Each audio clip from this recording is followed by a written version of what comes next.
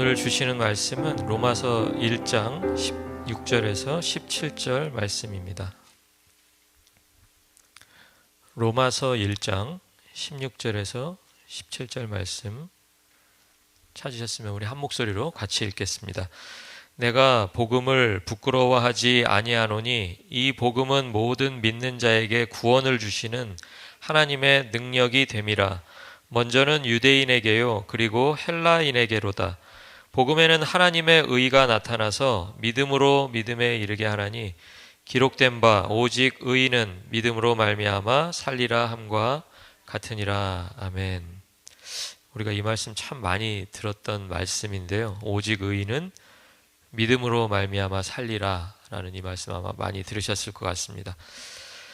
우리는 무언가를 이루어내야 인정을 받는 그런 세상에 살고 있습니다. 몇 가지만 생각해 보면 그게 무슨 말인지 이해가 가실 텐데요. 여러분이 직장에 들어가기 위해서는 뭐가 필요하죠? 직장에 들어가려면 이력서를 쓰잖아요. 근데 이력서에 내 이름하고 전화번호만 쓰면은 그 사람들이 잘 안 불러줘요. 제가 해봐서 알아요. 제가 이름하고 전화번호를 했더니 한 달 동안 연락이 없더라고요. 뭐를 써야 되겠어요, 거기다? 경력, 또 학력, 이런 걸 써야 되잖아요. 그리고 또 자기가 혹시 갖고 있는 자격증 이런 거 써야지겠죠. 그렇죠? 들어갈 마음이 있다면 다 아마 그렇게 하실 겁니다. 직장에 들어갔습니다. 그럼 직장에 들어가면 우리가 승진이라는 걸 하잖아요. 프로모션을 하잖아요. 어떤 사람이 되게 프로모션이 되나요? 그냥 가만히 서 있다가 밥 먹을 때 되면 밥 먹고 집에 갈 때 되면 집에 가고 이런 사람은 승진이 잘 안 돼요. 그렇죠? 어떤 사람이 승진이 돼요? 열심히. 열심히 한국 사람 중에 열심히 안 하는 사람 찾아보기가 힘들죠. 되게 다 열심히 합니다. 그러니까 더 열심히 해야 돼요. 그리고 뭐를 보여줘야 돼요? 성과를 보여줘야 돼요. 아, 내가 이렇게 했다. 보여줘야 돼요. 그러니까 우리는 무언가를 다른 사람에게 인정받기 위해서는 이루어낸 결과물 또는 이루어낼 수 있는 가능성 이런 것들을 막 보여줘야 저 사람 그래도 우리 직장에 들어올 만한 사람이구나. 저 사람 그래도 다음번에 승진할 만한 사람이구나. 이렇게 된다라는 거예요. 그런데 이 이루어냄의 법칙이 우리 안에 너무 자리를 견고하게 잡고 있어서 어쩌면 신앙생활 할 때도 우리가 하나님 앞에서도 자꾸만 뭔가 이루어낸 거의 목록을 하나님 앞에 이렇게 막 제출하려고 할 때가 있다라는 거예요. 하나님 앞에. 지금 하나도 그렇지 않은 사람들처럼 지금 인자한 미소로 이렇게 보고 계시지만 제가 저를 보니까 그래요. 자꾸 뭘 이렇게 내세우고 싶어요. 뭘 내세우고 싶어 할 것 같으세요? 여러분 짐작으로. 그냥 뭐 내세울 것 같으세요? 하나님 앞에. 내세워 본 적이 없어서 그런 거 알기가 참 어려워요. 그죠? 주일 예배 한 번도 안 빠진 거, 그 다음에 또 11조 열심히 한 거, 또 그 다음에 목록들이 있단 말이죠.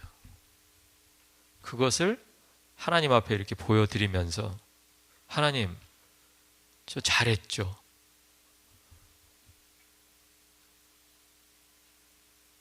그렇게 신앙생활을 할 때가 있다라는 거예요. 그런데 오늘 바울이 이 짧은 16절, 17절을 통해서 우리에게 말하고 있는 게 뭐냐면 우리가 걸어가야 할 길은 그 이루어낸 것을 보여주는 그런 길이 아니라 전혀 다른 길이다라고 지금 말씀을 통해서 이야기하고 있다라는 거죠. 그래서 우리가 그것을 뭐라고 부르냐면 이루어냄의 길이 아니고 한번 따라해 보겠습니다. 받아들임의 길이다. 받아들임의 길이다라는 거예요. 받아들임의. 이루어냄과 받아들임의 길, 두 가지 길이 있는데 우리는 이루어내는 길을 걸어가는 사람들이 아니고 받아들이는 길을 걸어가는 사람들이다. 이렇게 이야기하고 있다라는 거예요. 이루어내야 받을 수 있다는 말은 우리는 너무 많이 들었죠. 그런데 복음을 깨닫기 이전에는 그 말이 사실인 줄 알고 그 말이 진리인 줄 알고 그렇게 살았는데 이제 그리스도가 십자가에 못 박히시고 다시 살아나셔서 하나님 우편에 앉으신 그 순간부터는 우리의 언어가 바뀌어야 된다라는 거예요. 그러니까 그 이전에 우리가 했던 말들은 다 조건을 이야기하는 말들이 많았습니다. 예를 들면 이런 거예요. 계명을 잘 지켜야 구원받을 수 있다. 이렇게 이야기해 왔었다라는 거예요. 기도에 한번 적용을 해볼까요? 기도는 왜 하나요, 여러분? 기도는 사실은 왜 해요? 응답 받으려고 하는 거잖아요. 나는 응답하고 상관없이 그냥 기도해. 이런 사람은 없어요. 응답을 받기 위해서 기도하는 거예요. 그러면 응답을 받기 위해서는 기도를 어떻게 하면 좋을까요? 어떻게? 그러니까 예전의 언어는 이런 언어들이었다는 거예요. 우리가 기도를 열심히 해야 기도에 응답을 받을 수 있다. 이게 얼핏 보면 맞는 얘기 같잖아요. 맞는 얘기처럼 들려요? 그러면 반대로 기도의 응답을 못 받으면 그 원인이 어디에 있는 것처럼 생각이 되는 거예요? 열심히 하지 않아서. 마치 맞는 얘기 같잖아요. 지금도 막 아멘 할까? 여기서 아멘 할까? 막 이런 생각이 드시잖아요. 근데 우리가 전혀 아니라는 거예요. 성경이 우리에게 말하는 것은 열심히 기도하지 않아서 응답받지 않았다라고 하는 그 말은 우리가 구원받기 이전의 말들이라는 거예요. 조건. 우리가 뭔가를 이루어내야, 마치 직장에 들어갈 때 우리가 자격증도 있어야 되고 디그리도 있어야 되고 그런 것처럼 뭔가가 갖추어져야, 이루어내야 하나님이 나를 구원해 주신다라는 생각으로 똑같이 신앙생활 할 때도 열심히 해야 되고 잘 해야 되고 뭔가 해낸 그 경력들이 쌓여야 되고 이런 식으로 생각해 왔었다라는 거죠. 그런데 계명을 지키고 뜨겁게 기도하고 열심히 하는 주체는 누구예요? 주어가 누구예요? 주어가 나잖아요.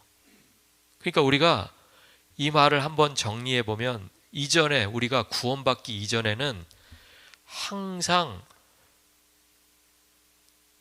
내가 주체가 되어서 살아왔다는 거예요.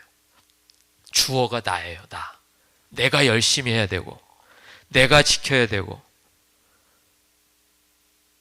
내가 잘해야 되고 내가 이루어내야 되고 내가 무엇인가를 성취해야만 하나님도 나에게 응답해 주시고 하나님이 나의 삶에 은혜를 주신다. 이 생각으로 살아왔었다라는 거예요. 근데 이거는요, 여러분, 분명하게 말하지만 신앙이 아니에요. 이거는 거래예요, 거래. 거래라는 거 아시죠, 여러분? 서로 트레이드 할 때는 나도 뭔가를 줘야 저쪽에서도 나를 뭔가를 줘요. 서로 익스체인지가 있어야 돼요. 그렇죠? 그러니까 하나님이 나에게 안 주시는 이유를 어디서 찾아요? 내가 하나님에게 아무것도 드린 게 없기 때문에. 이런 생각으로 살았다라는 거예요. 그런데 이런 조건의 언어, 내가 해야만, 내가 만약에 이루어낸다면 받을 수 있다라고 하는 이 조건의 언어는 우리를 항상 불안하게 해요. 왜 그런지 아세요? 우리는 그 조건을 항상 만족시킬 수는 없으니까요. 열심히 하려고 결심을 합니다. 그럼 한 번, 두 번 했어요. 근데 여러분 잘 아시지만 해낼 때보다 해내지 못할 때가 훨씬 많죠? 그렇잖아요. 우리 예를 들어서 큐티 해낸 날보다 해내지 못한 날이 많을 수 있잖아요. 그렇죠? 꼭 제가 뭐 이번 달 들어서 몇 번 했다고 이렇게 얘기해 주셔야 얘기하실 거예요. 우리는 하겠다고 결심해놓고도 못할 때가 있잖아요. 그러면 그 죄책감이 막 말도 못한다는 거예요. 내가 또 이렇게 했네? 어떤 사람이 그 조건의 언어에 묶여있는 사람일수록 죄책감이 많아요. 내가 해내지 못했구나. 내가 또 하나님 앞에서 또 잘못했구나. 그래서 하나님이 나에게 응답 안 하시는구나. 그래서 하나님이 내 삶에 막 이런 시련을 주시는구나. 막 그렇게 생각한다는 거예요. 그런데 오늘 17절이 뭐라고 이야기하냐면 17절 보세요. 복음에는 뭐가 나타났대요? 하나님의 의가 나타났대요. 그런데 이 하나님의 의라는 것은 내가 쌓아 올린 그 성취, 내가 해낸 성과가 아니라 하나님이 나에게 거저 주시는 선물인 것을 믿으시기 바랍니다. 하나님의 의는요, 내가 열심히 하면 그 열심히 한 거에 맞게 주시는 하나님의 의가 아니라는 거예요. 그러니까 내가 뭘 했느냐와 상관없이 하나님은 나에게 주시기로 작정하셨다라는 거예요. 하나님의 의를 우리에게 주시기로 작정을 하셨어요. 그러니까 이제는 우리가 조건의 언어가 바뀌어야 되는 거예요. 이제 우리의 언어는 조건의 언어에서 상태의 언어로 바뀌어야 돼요. 이게 무슨 말이냐면 상태의 언어예요. 우리의 상태가 지금 어떤 상태예요? 구원 받았어요? 구원 안 받았어요? 구원 안 받아서 지금 구원 열심히 하려고, 구원 받으려고 우리가 열심히 예배 드리는 거예요? 아니죠. 아니잖아요.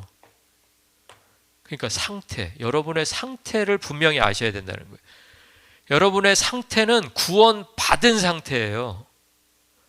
구원을 받기 위해서 하나님 앞에 기도하고 구원을 받기 위해서 예배하고 신앙생활 해나가는 게 아니라는 거예요. 구원 받았기 때문에 이제 말씀을 순종하는 거예요. 내가 사랑하는 하나님의 자녀가 되었기 때문에 하나님이 주신 사랑이 감사해서 이제 이웃을 사랑하는 거예요. 하나님은 결코 너 이웃 사랑해라, 그래야 내가 너를 구원한다, 이렇게 말씀해 주시지 않았는데도 이전에 그 조건의 언어에 사로잡히면 마치 내가 뭔가 열심히 안 해서 하나님이 응답하시지 않는 것처럼, 내가 뭔가 이루었어야 될 것을 몇 개를 빼뜨렸더니 내 삶이 뭐가 힘들어지는 것처럼 그렇게 생각할 수가 있다는 거예요. 그런데 구원을 받았기 때문에, 계명을 지키고 사랑하는 자녀가 되었기 때문에 이제 이웃을 사랑하게 되었는데, 거기에서 주체는 뭐냐면 구원하시고 사랑하는 자녀 삼아주신 하나님이 주체가 되고 주어가 된다는 거예요. 그러니까 이제 언어만 바뀌는 게 아니라 우리의 삶의 주인이 바뀌는 거예요. 그전에는 내가 열심히 해야 돼요. 내가 주인이에요. 내가 결정하고 내가 결단하고 자책도 내가 하고, 그죠? 그 자책할 때 나만 하나요? 우리 한국 사람들은 또 정이 많아가지고 나만 자책하는 거에 그치지 않고 어떻게 해요? 옆 사람도 막 강제로 자책을 시켜. 너 그렇게 했잖아. 잘못했잖아. 너 이거 하겠다 그래 놓고 안 했잖아. 너 자격 없잖아. 계속 그게 신앙생활인 줄 알고 해나간다라는 거예요. 그런데 이제는 주어가, 주인이, 주체가 내가 아니고 하나님이라는 거예요. 하나님이 나를 의로운 상태로 먼저 옮겨 놓으셨어요. 그러니까 구원은요, 우리가 이뤄내는 뭐 목표 지점이 아닌 거예요. 우리가 구원을 향해서 지금 막 달려가갖고, 어떤 사람은 열심히 달리면 구원에 도달하고, 어떤 사람은 좀 열심히 못 달려서, 아니면 안 달려서 구원에 도달 못하고, 그런 게 아니라는 거예요. 여러분 생각을 바꾸세요.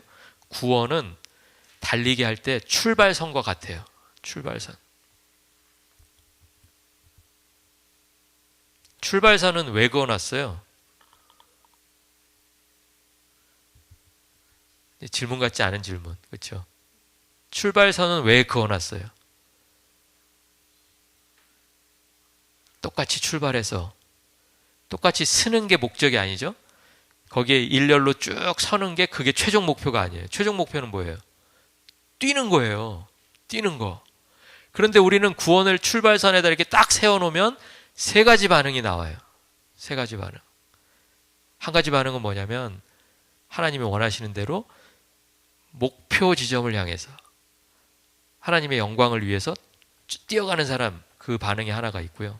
두 번째는 자기가 자격이 없는데 하나님은 나를 왜 여기 세워주셨을까? 자격이 없다고 거기 출발선에서 슬그머니 내려오는 그런 사람이 있고요.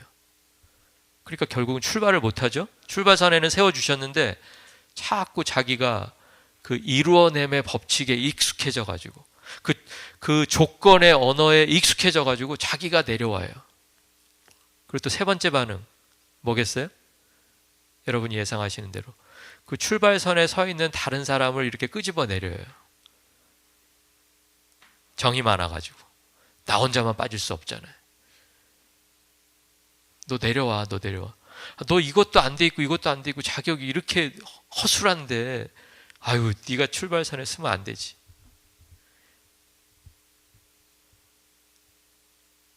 우리가 그러고 있지는 않냐는 거예요.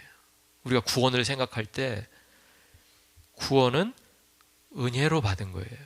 선물이에요. 하나님이 우리를 모든 사람을, 그죠? 모든 믿는 자에게 구원을 주시는 하나님의 능력으로 우리를 구원이라고 하는 출발선에 세워 놓았다는 것을 믿으시기 바랍니다. 우리가 다 똑같은 위치에 서 있는 거예요. 누가 누구 뭐 자격을 탓하고 저런 사람이 여기 왜 왔지? 나 저 사람이랑 뛰는 거면 나 안 뛸래? 그게 말이 안 된다는 거예요. 그 사람도 자격 없고 나도 자격 없는데 그냥 감사할 일만 있는 거예요. 그래서 감사한 사람들은 어떻게 한다? 감사한 사람들은 뛰어간다. 뛰어간다. 세워주신 은혜가 감사해서 뛰어가는 것뿐이에요.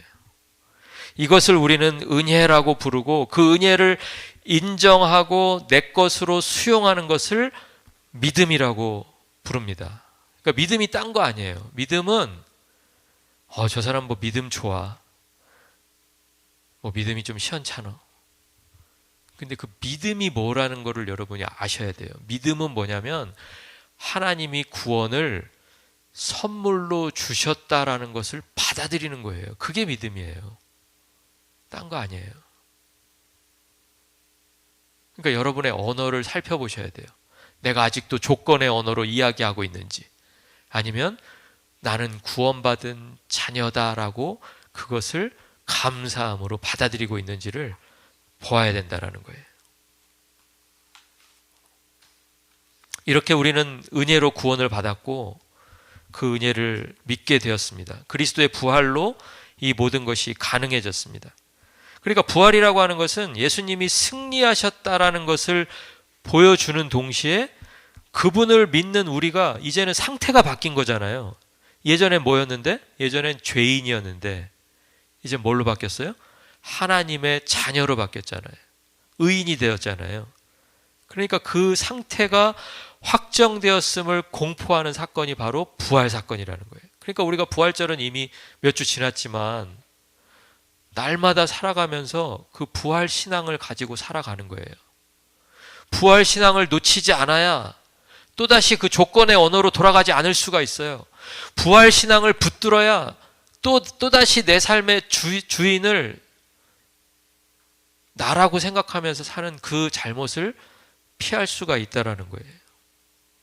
우리가 하나님의 자녀된 것은 무언가를 이루어낸 결과가 아니라 하나님이 우리를 자녀 삼으시겠다고 한 결정을 우리가 받아들인 결과라는 것을 기억하시기 바랍니다. 시편 23편 5절에 다윗이 이렇게 고백했어요. 우리 같이 한번 읽어볼까요? 23편 5절 주께서 내 원수의 목전에서 내게 상을 차려주시고 기름을 내 머리에 부으셨으니 내 잔이 넘치나이다.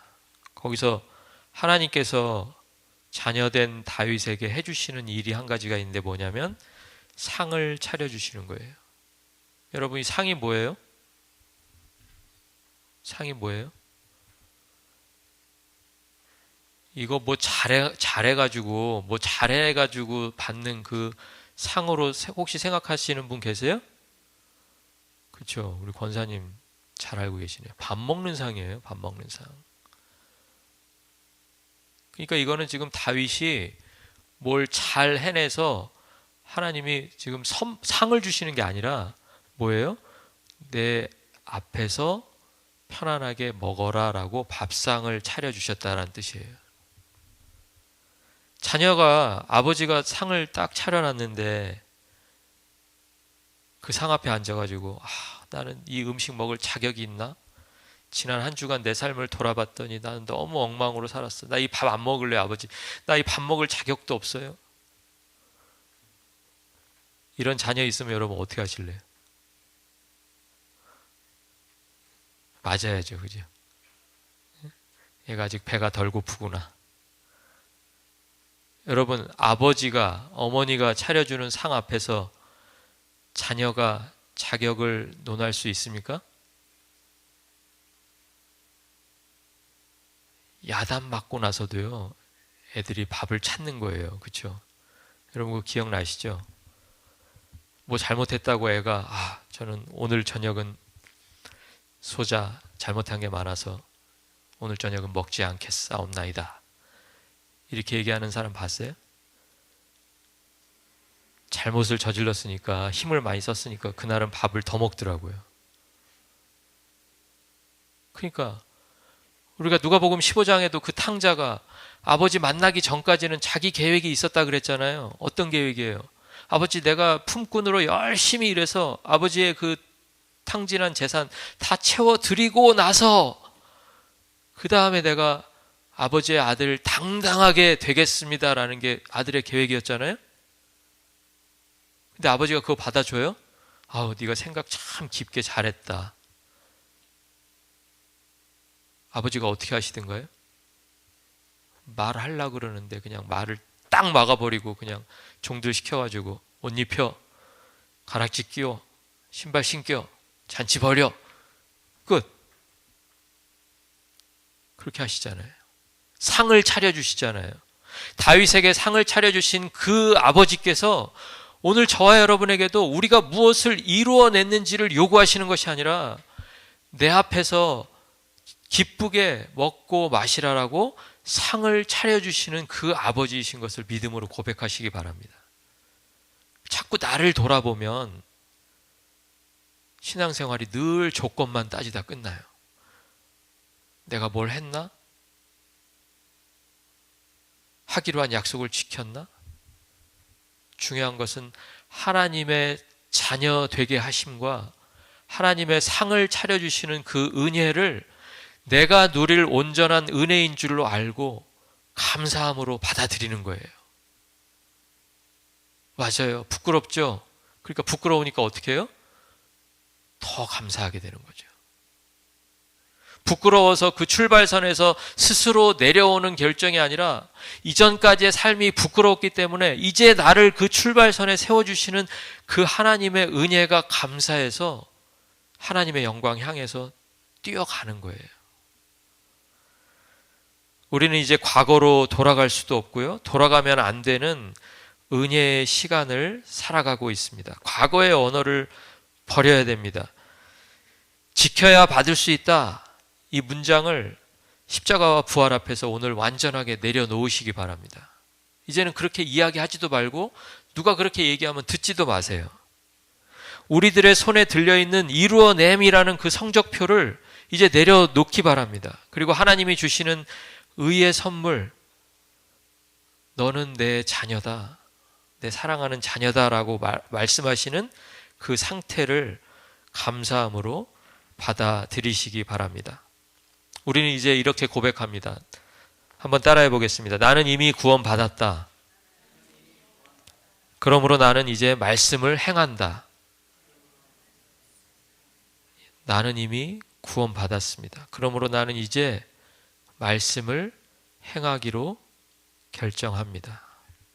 이 복음의 문법으로 세상을 이기시고 그리고 하나님이 주시는 참된 자유를 온전히 누리는 저와 여러분의 한 주간이 되시기를 주의 이름으로 축원합니다.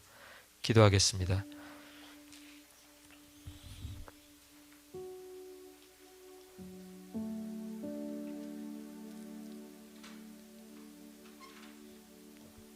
무언가를 끊임없이 이루어내야 인정받는 세상 속에서 하나님의 자녀들이 살아가고 있습니다.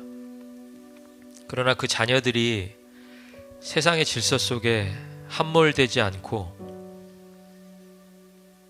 한 사람 한 사람을 의롭다고 불러주시고 그리고 자녀 삼아주신 그 은혜 앞으로 우리는 지금 나아갑니다. 하나님께서 다윗에게 베풀어 주셨던